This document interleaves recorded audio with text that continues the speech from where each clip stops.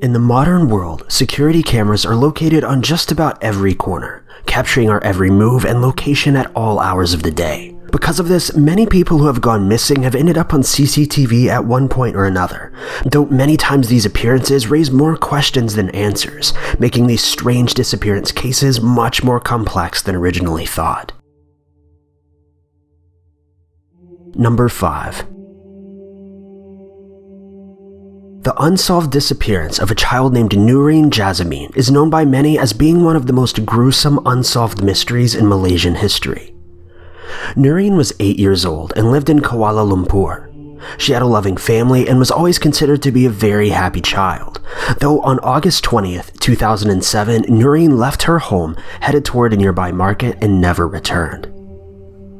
According to witnesses around the area, Narine was seen being forced into the back of a van by an older gentleman. On September 17th, almost a month later, a sports bag was found outside of a small shop in the area of Narine's home. The bag contained photos of the girl in a terrible state, far too gruesome to mention in this video and honestly far too gruesome for life. The girl in the photos was later confirmed as Narine. Police soon checked surveillance video in the area and saw that the bag was dropped off by an unknown motorcyclist. The man was witnessed to have been on a cell phone at the time, but sadly that's the only distinguishing feature about him, as the footage was simply too blurry. Just an hour after this, the same footage showed 3 men in a white van, matching witness descriptions of the van that captured Narine. The van pulled up and spoke to a woman. They chatted for a few minutes before driving away. Again, the footage was too blurry to make out any distinguishing features or a license plate. Sadly, Narine's body was discovered a short while later, and it was confirmed that she had died just a day prior to the bag being dropped. She was found with bruises around her neck, indicating that she had been strangled to death. However, what's arguably worse is that Narine had been kept alive for a month prior to her body being found. Police believe that during this time she was being tortured in similar or identical ways to the ones shown in the photographs that had been discovered.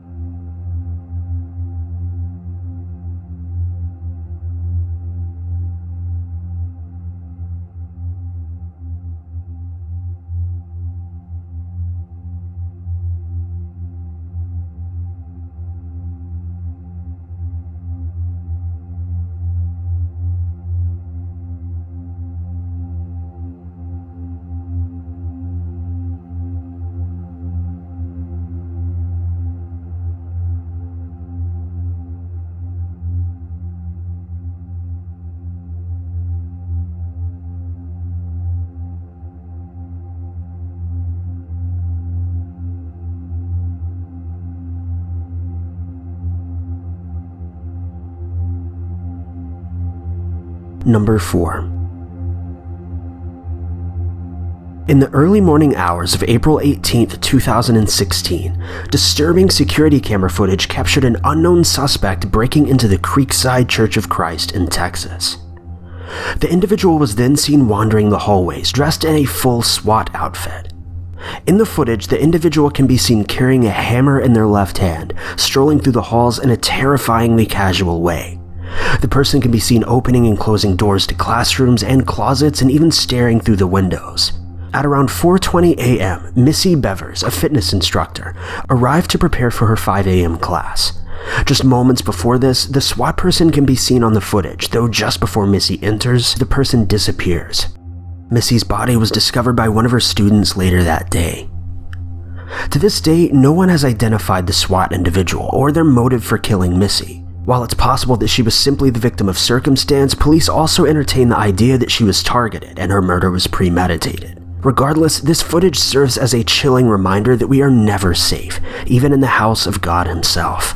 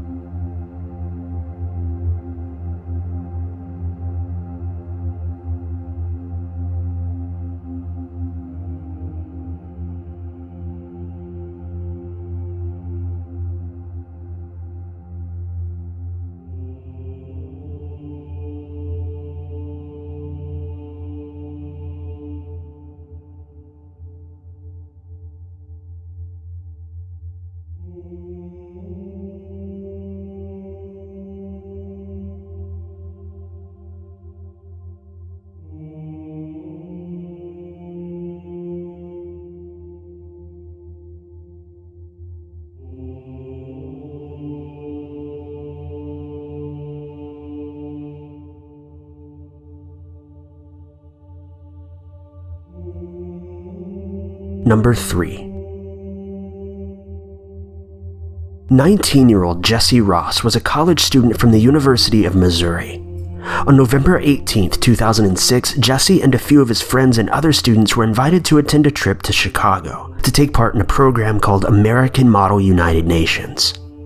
The program spanned over 3 days, and on the final day, the students were all invited to a dance that was to take place from 10 p.m. to 3 a.m. at a hotel just across town from the one they were staying in. However, at around 2:30 a.m., Jesse told his classmates that he needed to leave for a short break, but he never returned. Surveillance footage captured Jesse in a hotel elevator, just before walking through the lobby heading toward the hotel entrance at approximately 2:30 a.m. It was widely assumed that Jesse was heading back to the hotel in which the students were staying, though the walk there would have only taken about 10 minutes, and according to the footage, Jesse never arrived at the other hotel. Regardless of multiple security cameras being in place on the night of Jesse's disappearance, he was never seen again after exiting the hotel. One theory was that he had been drinking at the dance and may have fallen into the Chicago River and drowned. However, Jesse was underage, as were many of the other students, so it's unlikely that alcohol was being served, and even more unlikely that Jesse would have made his way to the Chicago River without being seen on camera. No one has seen Jesse since that night, and no new leads have arisen regarding his disappearance over 10 years ago. Number 2. Pamela Butler was a 47-year-old woman living in Washington, D.C. A few days before Valentine's Day in 2009, Pamela had phoned her mother, letting her know that her boyfriend planned to take her out to dinner. Though sometime over the next few days, Pamela disappeared. Once Pamela's family had failed to hear from her for a few days, they showed up to her home. They found that both of her vehicles were parked out front, though her keys, purse, and credit cards were all missing. Also, a rather odd thing to note is that a set of bed sheets were also missing. According to Pamela's family, she was extremely cautious regarding her personal safety. She even went as far as installing security cameras all around her home, though the footage that these cameras captured raised more questions than it answered. The last footage that shows Pamela was taken on February 12th, when she left her house to check her mail. She then re-entered and was never seen leaving the house again after that. The next day, her boyfriend, Jose, showed up to the house, to which he claims that Pamela broke up with him for seemingly no reason. She then lost her temper and threw him out. Over the following days, Jose is seen entering and leaving the home on numerous occasions. He claims that these visits were to pick up his belongings and says that Pamela wasn't there during any of these visits, though even throughout these days, Pamela is never seen leaving the home.